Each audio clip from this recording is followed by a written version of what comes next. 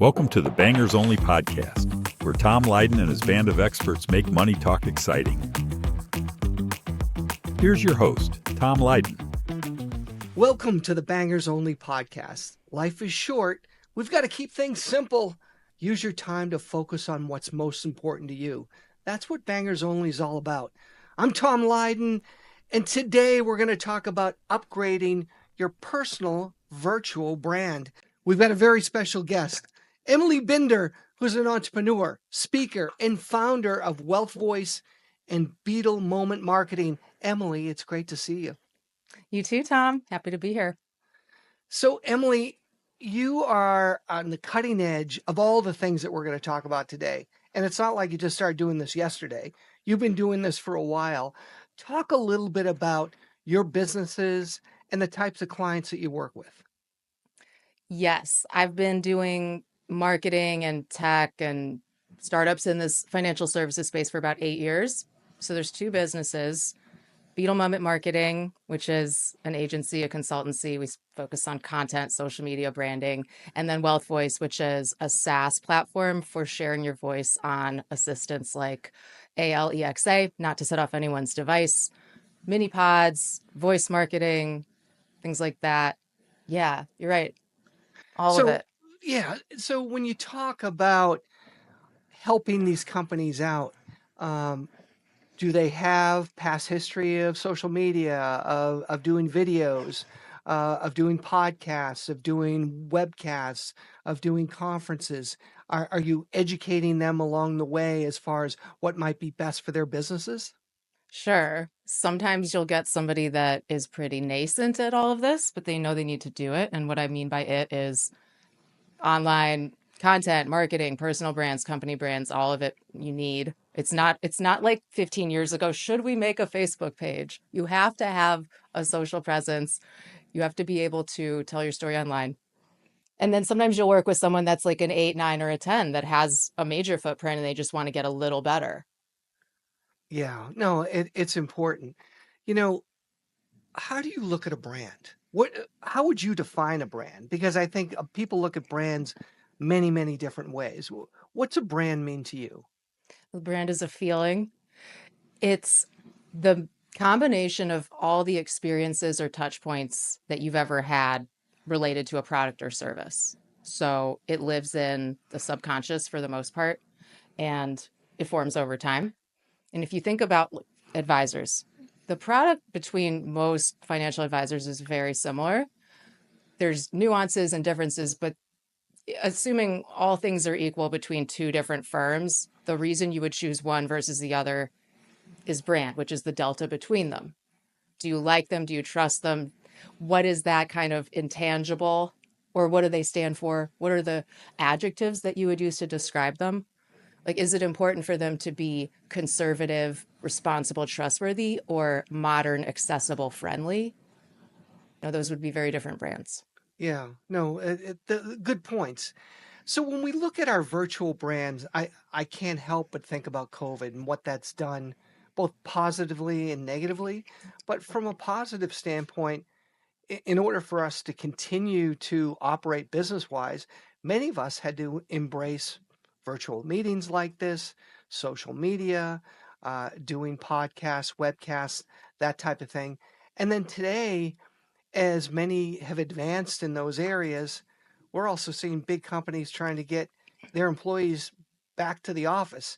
Can you comment on those two things, and where does that leave us today with the importance of building that virtual brand? I have a couple thoughts on this. So I've worked from home, had my own business for 8 years. Before COVID, that was my daily life already anyway, but it suits me because I am an introvert. It's hard for me to focus in an open floor plan situation, people walking by. Some people get energy, like extroverts actually get dopamine from all of that. So you have to know your own energy system of what kind of environment you're most productive in. Why were we doing 9 to 5s in the first place? This was a hangover from the 20th century. And it really doesn't even make sense when you think of like how many hours of the day are we actually productive. Studies show roughly 2.5 of the 8 hours are you working, truly working deeply in thought. The rest of it, you're getting water, you're getting coffee, you're chit-chatting, you're going to the bathroom. So how much were we paying for all of that office space and what was actually happening there? I don't know, some companies more productive than others. But now Jamie Dimon, I mean, with that speech, it was, I think, in the last couple months you saw it. He's like, you need to get your ass back here. We're not going to fall behind. That's not our culture. And I liked it. I liked what he said, even though I wouldn't want to go to the office. Right. I mean, I think a lot of people are feeling the same way. They're fearful. They're actually making career decisions about where they may land versus, am I going to go to the office? Am I going to stay in my apartment, my home, my mom's basement? And Oh, that those choices are important to the success. But has technology enabled us to kind of cover that chasm where now today everybody can work remotely and still have that virtual presence? in ways, yes. But Tom, what I worry about isn't somebody like me in my late 30s, where like I already put in my time in corporate for 10 years in my 20s. I was there smelling people. We talk about pheromones, right? We're going to talk about that in a minute. But the being in person is so important when you're young. And I think it's something like 60% of people meet their spouse at work, followed by at college. And that number has changed where now it's majority on dating apps. Yeah, no, you're absolutely right. And we do want to touch on that a bit, but we also want to run through some really key criteria that you found over all your years that are real simple. They're not expensive. And you can specifically point to some things that you've helped clients with or advise people on to help with their virtual brand. So, um, there appears to be a small segment of our population that embraces change and advancement as soon as it arrives, but the masses take years to catch on. First of all, is that right? And second, how big, if you're going to really embrace the building of a personal virtual brand, how big of a commitment is it? It's not that big a commitment. So there's a couple ways you could do this. Are we talking about gear, tech, setup, looking good on Zoom? Well, yeah, I mean, that's a great start, right? Okay. Yeah. I was on a Zoom call a couple of weeks ago and someone on the call was in the dark. I couldn't even see her. And I was like, we're on with a client. What are you doing? Yeah, It was sort of like a subcontractor that I hadn't met before, but I said something afterward. You can't do that. You would never walk into a conference room wearing rags and with like, you look a mess and dirty. So this is your digital wardrobe, your appearance online. And I'm going to talk about this. There's the actual gear and the setup and the look. Like you have to be lit. You have to have decent audio. It's not necessary to buy an expensive mic, but have some good microphone where you're not on AirPods as your input. And this is something I've talked about. I kind of joke about it, but have you ever noticed that people who they use their AirPods as the actual input on Zoom or on a podcast, it'll have that like robot crackling sound? You don't right. want that. So a wired situation is always better. I do have I've done research on these mics and the cameras, and for what's easy for somebody that's somewhat of a beginner, there's a list of gear that I put together. It's at beetlemoment.com slash Oh, gear, cool. GEAR. Easy. There's like two mics to choose from, Logitech Brio webcam 4K. Just do it. Like buy it once. It'll amortize over time. It's like a coffee, right? Use it every day. Yeah, But then, that's the tech and the gear side of it from a branding perspective. Same thing, you have to be present. You yeah. have to be So online.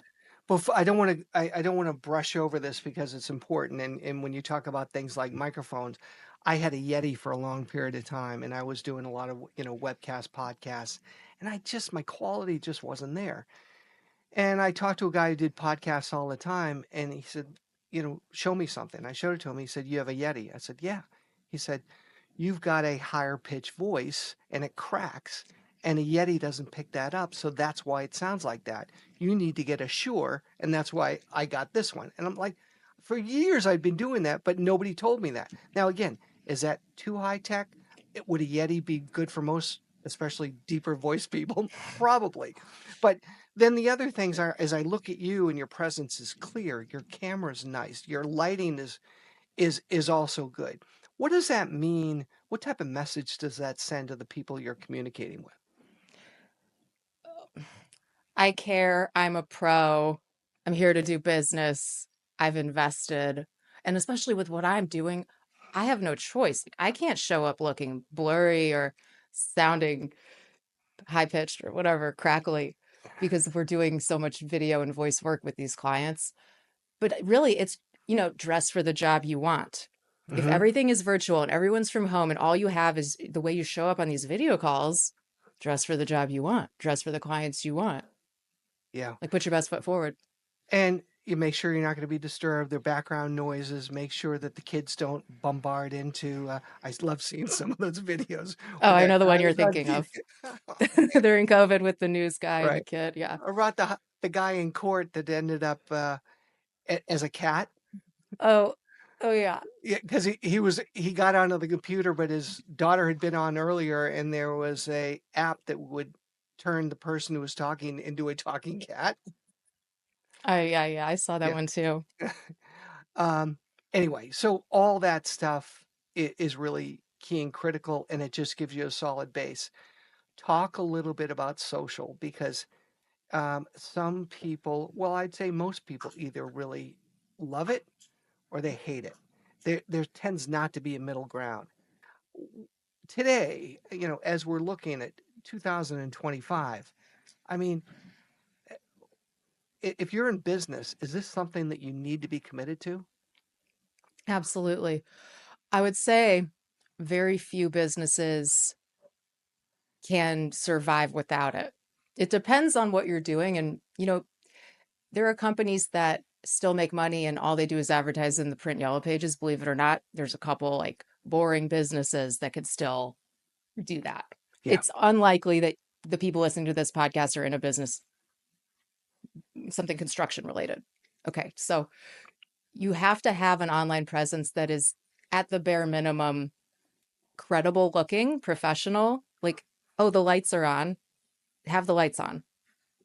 What that looks like is just having some amount of content, a nice website. It looks like somebody's managing it. Social media wise, it's not that hard anymore to put something out. But I think what really stands out is when you do it thoughtfully. And I talk about this a lot. It's not, I didn't come up with this concept, but there's 4 levers in any business. So there's labor, which is hiring people. There's capital, which is getting investors or investing your own money into the business. There's code, which is infinitely scalable.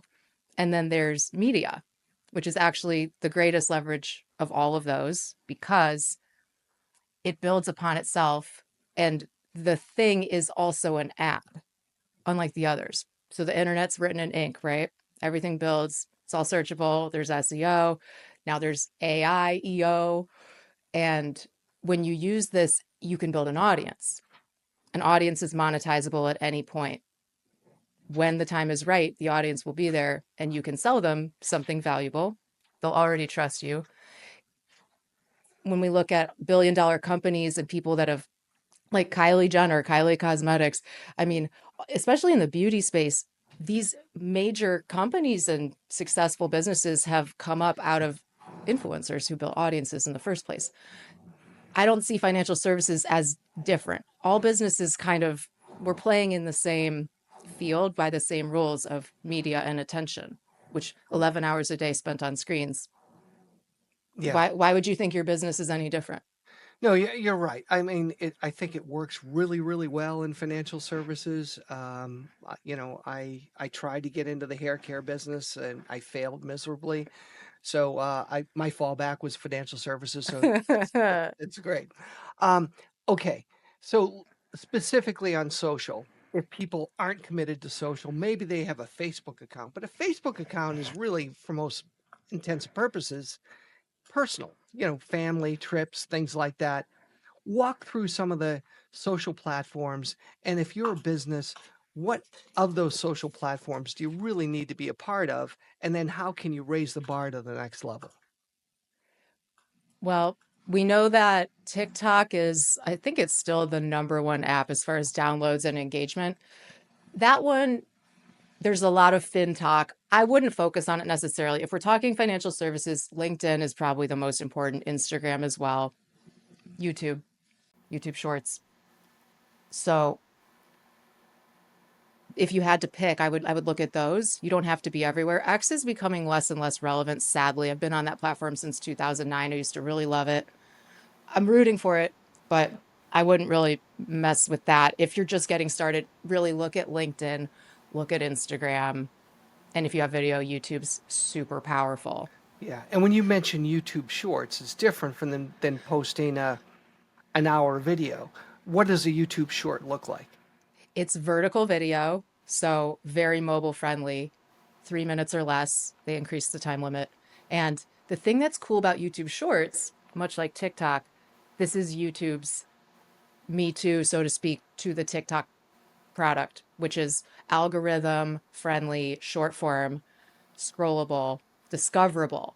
So they're serving up videos from people that the algorithm has deemed you would be interested in. You don't have to know who they are or follow them, and you'll find things you never would have otherwise. And I have clients where we've done these videos. We have this product called the Unpodcast where we help you create shorts, reels, all of those short videos, and getting like 10,000 views within a few weeks from someone that had basically no presence before. And we have a case study about that on Wow. beetlemoment.com.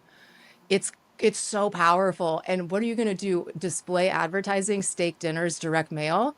What if you put up a couple YouTube shorts and you get 10,000 impressions? Sure, most of those people aren't necessarily your target, but even if 100 of them are, this is a Yeah. funnel. And what it establishes a base of following, right? And then all of a sudden, just like the more you add, hopefully the more peeps you get following you, right? That's right. Yeah. So that's really cool. And how would you compare YouTube Shorts versus Instagram right now? Are they kind of competing pretty closely? Well, the difference is YouTube is obviously owned by Alphabet. So we're talking about the first and second top two search engines on the planet. Google, YouTube, Amazon.com. The first two are Alphabet. If you want to play that SEO game, the first two are really important. But Instagram is much more about discovery, entertainment. It's social in nature. YouTube is a lot of answering questions because whatever you have on YouTube can be served up by Google to answer a specific question. What's a mega backdoor broth? What should I do with my RSUs? How do I handle deferred comp? I have clients that are answering these questions. That's why it's top of mind. But on YouTube Shorts, amazing for SEO. Instagram, I think there's a lot of social proof there. You're following people, you're interested in their body of work over time. You could use the content in both places, and I would. If you Yeah. create it, it should be going out to all these places. Why not? Are you, when you were talking about those subject matters, were you surprised when you began developing them for your clients, how few have actually done those YouTube shorts on those subject matters? Because they sound very interesting, especially for investors. I wasn't surprised that these folks hadn't done it yet because there is there's a perceived difficulty to get started with it if you really don't know about it. And I wouldn't blame anybody for not knowing how to do it. I mean, what's interesting too is everybody expects advisors and most people to also be marketers nowadays or to be a social media expert. But that's you already have a day job. You already have an area of expertise that's completely different. So it's okay to ask for help on that. There's a ton of content out there on these topics, but not all of it's good. Like, here's an interesting one, Tom. I have clients who target Boeing senior employees who would, become a client. Like, let me Right. help you with your Boeing 401k and managing the compensation benefits and all that. If you Yep. go and look this up on YouTube, the existing content there, it's like a 45-minute webinar. It's a little blurry, it's boring. It's just a guy talking through a PowerPoint deck. Like, why don't you make a short? Those answer Yeah. one question, right? And they're searchable, indexable. People have That's one question. They don't need a and that's 45 it. minute thing. It's incredible because when you think about it, with the tens of thousands of Boeing employees all hit that point. I mean, Yeah. a good friend of mine who lives across the street retired from Boeing. It's Yeah. not easy to separate when you have stock options, you've got a retirement plan, you've got benefits, you might take Cobra, things like that. There are specialists out there that are in that area, and why A, wouldn't you do it? And number two, they're all talking to each other, right? All the Yeah. employees that are to that point talking to each other. So that's a great example. I have, I know one example. There's an advisor named Dave Welty with Avier. He's in Bellevue, Washington, his group. And the vast majority of their clients, they're a 20-year-old firm, like over $1 billion AUM, all word of mouth and YouTube, almost 100% word of mouth. And they've got a couple of YouTube videos about DCP, actually. It's like 100,000 views, organic, just great information. He doesn't even have to advertise. Jeez. I met a guy and we continued to keep in touch, built his advisory business on solely working with technicians that worked on telephone poles. The ones that go up and down the telephone pole every day in the Oh, truck and the things like that. And he just killed it because he was the guy in the country that handled those people. And again, word of mouth helped tremendously. All right, we want to move on. I want to ask you a question regarding your phone. Your phone is an extension of you as well. You can actually shoot on your phone. It's tremendous as far as technology availability. Talk a little bit about ways you can use your phone and also texting versus email. I know from when we talked the last couple of days, when I called you, all of a sudden this beautiful picture of you showed up and it was like, wow, that was like really, really impressive. So you've embraced your phone to make that be an extent of you virtually as well. Oh, I love that you brought this up. So, okay, first thing, texting versus emailing. I think this is really just case by case. Um, in business, I think nowadays it's almost just as expected to have somebody text you as email you, but it does still feel more intimate and more invasive to receive a text from someone you didn't want to, and that you're like, we have an email relationship, don't text me. Yeah, Depends on the relationship. Be very respectful with that phone number, right? The email inbox at this point is completely polluted. It's a free for all. Like you can email anybody. And yeah, that's why email has low leverage. We're talking about leverage, right? sure. The voice phone call, Tom. Now that's how you seal the deal. Call me on the phone, right? You want to ask me on a date, you want to ask me on your podcast, you want to do some business, call me on the phone because then it stands out. We don't do that as Yeah, much anymore. right. It's interesting because we've come full circle. You know, a lot of people moved away from the phone to be able to send emails, and like you said, it's not as personal. Um, I'm a little bit old school. If I see I'm getting on a text stream or if I'm getting on an email stream, I'm like, oh man, we're gonna do the back and forth, and then all of a sudden I'm gonna get an email during nap time, and I'm not gonna be there to, True. you know. So it's great to be able to just pick up the phone and call people. And sometimes when I do get emails and I know this is going to be a back and forth thing, I'll just do it. And it's amazing how people will just pick up and chat. Like it's great. Okay, that's really, really helpful too. We want to spend a minute on AI. I know you've got some feelings on this, and I struggle with this a lot. Um, I I want to be cutting edge. I believe that LLMs are the future, and I know that technology is going to continue to advance. I try to, every time I can, incorporate ChatGPT into. I'm having a phone conversation, somebody has a question. Rather than going to Google, I'm trying to use ChatGPT. Uh, Business ideas I'm thinking about, I'll try to be the best prompter I can be, and I probably really suck at it. But I knew I can do revisions along the way, and it's like, hey, this would be a good conference idea. Let's put an idea together of what the agenda might be and who the speakers might be. Write out the subjects and the topics and that type of thing. And it's amazing in 2 minutes how this can happen. But I'm blown away with among my peer group how few people are using AI at this point. Hmm. I agree. It's, well, I mean, just if you look at predictions of what it will do in financial services, it's projected to be a $37 billion market by 2030. AI. That's from Grandview Research. It might be more.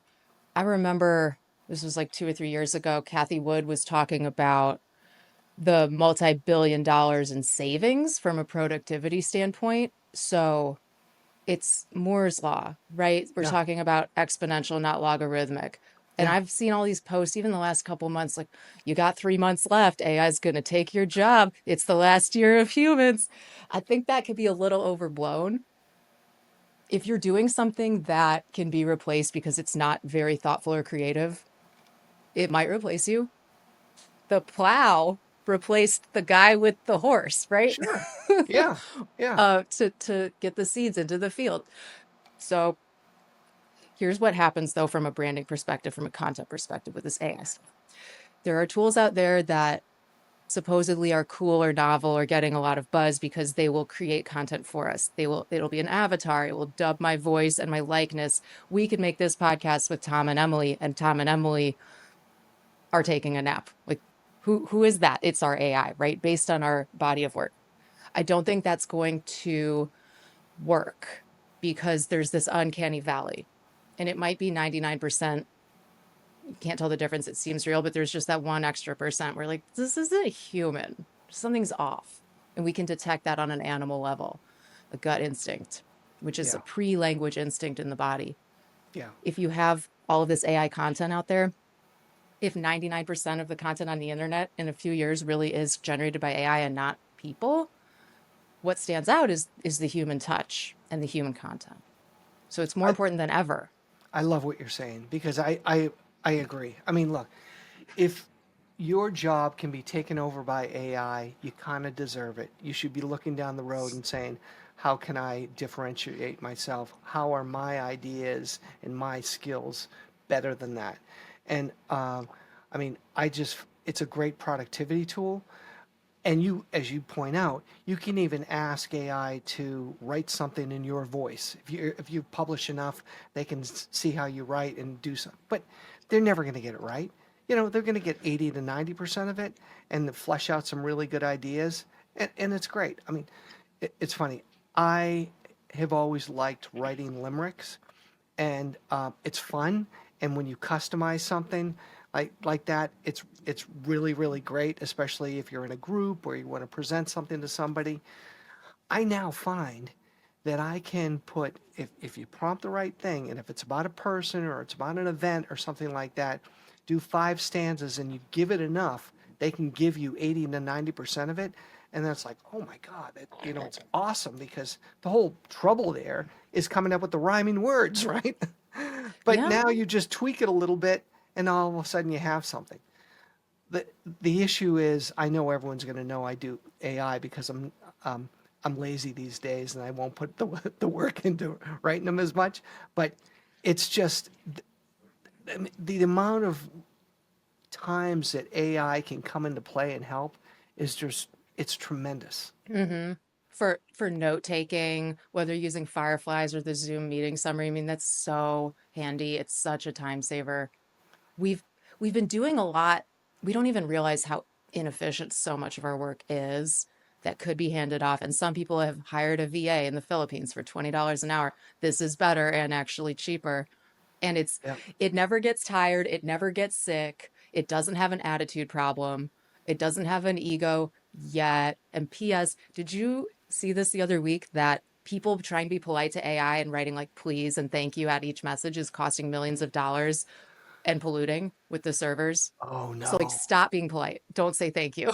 It costs money and it Oh, pollutes the that is planet. so funny. That is can you be Right on demanding? Can ChatGPT. you be demanding to AI?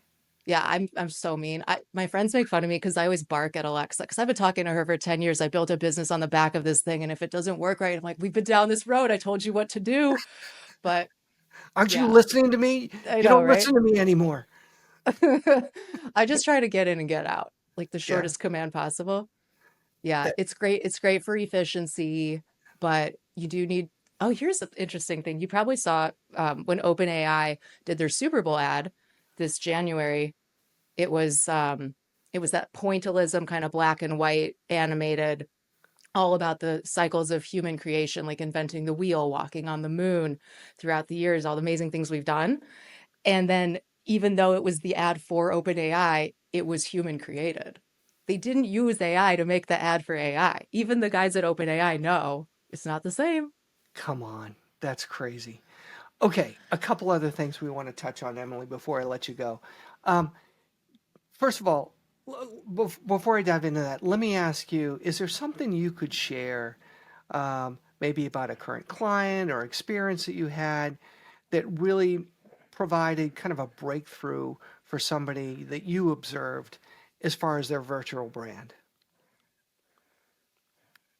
I would talk about a client of mine. He's an advisor in Houston. This is the one I was mentioning earlier, who he didn't have much of a social media presence, pretty nascent.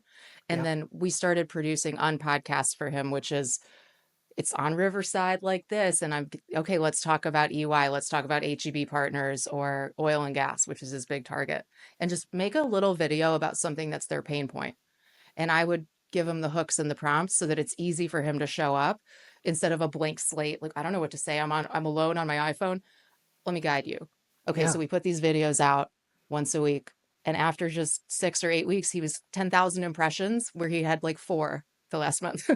And then he's getting calls. People, oh, I didn't know you helped with this. I'm in oil and gas. I'm at Chevron. I need a financial advisor. Can we talk? That is great. And did he become better at it over time? Yeah. More It's comfortable with it? it's always night and day. The first Yeah. recording is always a little tough, and then people get their sea legs and they get comfortable. And when you see yourself back, a lot of people don't like the sound of their own voice. This is a very common concern, and it's only natural because you've never really heard it before unless you are on video and listening to yourself do voice notes on your iPhone. It sounds different inside your skull that you've heard for all these decades of your life versus out in the air. Once you get used to it, it's fine. um, I think just taking a deep breath and giving yourself a little break. Like, you're not going to be Tom Lydon on CNBC the first day. Well, it's not a very high bar there. Um, so, really quick, wrapping it up, you and I talked a little bit earlier before we went live about all the positives that building your virtual brand can bring, embracing technology, spending time understanding what's new and innovative, trying to incorporate that into your practice and in your life. But we're also, especially with the younger generation that's got a lot of pressure to be up to speed on this, and not only using technology at work, but also using it socially, it, it's having a negative effect too. So how, first of all, make some observations about that, because I get a lot of good information from Scott Galloway and listen to his podcast, how he feels about especially the younger generation and we as Americans, how we're not getting up, we're not getting out, we're not moving as much. What's your thought on those things? Yes. So, for anyone that isn't familiar, the stats that Tom's mentioning, I did a little podcast on this a couple weeks ago, but Scott Galloway was talking about this with Rory Sutherland. And the stat that has always stood out is he said 1 out of 3 men under the age of 30 hasn't had sex in the last year. And they're not going out and dating. And we're at home and we're meeting online and we're not taking these risks in person. Go listen to that episode with Scott and Rory for more. But then at the same time, I saw this other stat that 75% of American youth aged 17 to 24 are ineligible for military service. And that's from Vani Hari, May of 2025. We'll put links in the show notes if you guys want. But so like, we're out of shape, we're home alone, we're on our devices, we're doing dating apps, we're looking for that dopamine hit, and there's not as much connection and social cohesion, and so it's falling apart in ways. And then also, we're not going to the office and meeting people. For Yeah, young people, this is kind of a scary moment, right? it is. And, you kind of touched earlier about your own individual makeup and how you might be from a public standpoint, but you've done an incredible job with your social presence. And I know because I've seen you speak at conferences, we've hung out in groups together. You're just tremendous to be in. You are the person we are seeing here right now, and you're a lot of fun. And I would say you've probably made friends virtually first and then met them in person and embraced that in a big way. Talk a little bit about what building this virtual presence or your virtual brand might do as far as helping you socially. Yeah. I have met people online that I eventually met in person and felt like I already knew them. And I think in this little corner of the financial services world, it is very friendly, supportive, and that happens a lot for people. Um, the thing about the online, probably what people maybe get wrong is that they're too self-promotional or opportunistic. Sure, we're all there in the end mostly to do business, right? This it's not a social experience. If you're on LinkedIn and it is business, there's some friendship too, but it's very much business oriented. In doing that, though, what ends up working the best is when you are supportive of other people or sharing something that's valuable to them. It's okay to talk about your accolades once in a while, but maybe like one every 10 posts, not every post, because it's not entertaining to anyone else. Yeah. No, it's a good point. And I would say this, look, most people, if they enjoy what they do and they work hard at it and they're successful, this can just enhance that. And most importantly, I know you're this way. You're not going to do business with somebody you're not going to want to hang out with. And I think Yeah, we all aspire to that. And that social presence, that virtual presence, just goes to enhance that because it enables us to, I might see you 2 or 3 times a year, but I know what you're doing in between because I'm seeing your podcast, I'm seeing your website, I'm seeing your social, and it's a way for us to be connected a little bit. We can send a text from time to time or catch up, get on that phone call so I can hmm see your new pictures or something like that. It's just, it's great. And I would just say, you've put this all in perspective. It's not daunting. It doesn't have to be scary. You just take baby steps.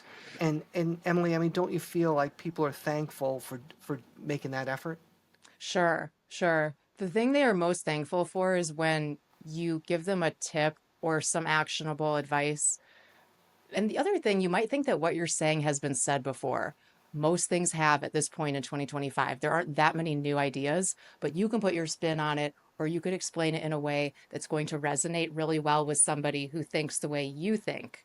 Because we all have different learning modalities, styles, paces. So try to add value and then have this abundance mindset where, oh, I'm going to give it away for free. The pie is not finite.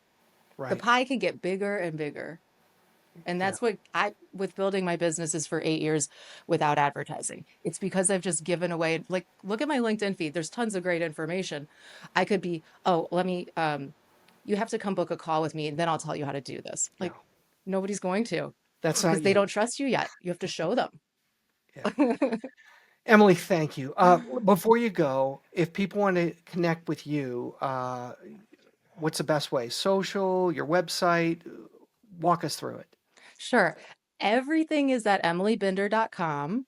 That's my website. You can find Beetle Moment Marketing, Wealth Voice. Those are my businesses. Beetle Moment's my marketing. You can go to beetlemoment.com and see kind of the services, the case studies that I mentioned. I'm at Emily Binder everywhere. On Instagram, it's at Beetle Moment. My podcast is Voice Marketing with Emily Binder, mini pod, once or twice a month, about 10 minutes. Been doing that for 8 years. It's Evergreen binge. awesome. You can go and just any episode, you'll learn something, I hope. So Yeah. that's emilybinder.com/podcast. Great. Okay, we'll put that in the notes too. I can't thank you enough. I look forward to seeing you real soon. This has been perfect. This is a message that a lot of people need to hear. So thank you. You're so welcome, Tom. It's a pleasure to see you as always. Good seeing you. The opinions expressed in this podcast are for informational purposes only and are not intended to provide specific investment advice.